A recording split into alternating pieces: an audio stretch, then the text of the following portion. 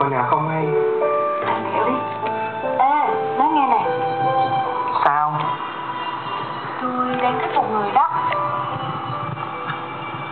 Thích lâu rồi mà không dám nói. Tôi thích Tú, học cùng khoa với ông đó. Ông giúp tôi làm quen với Tú nha. Thấy sao? Được không? Bạn tốt có khác. Lát tôi bàn đi ăn ốc ha.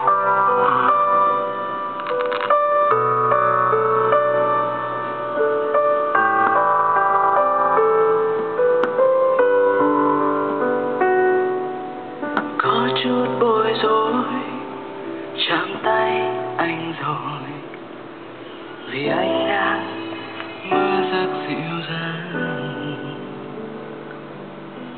Có chút tan vỡ chạm môi anh rồi, vì em yêu chỉ yêu mùa ghé thôi.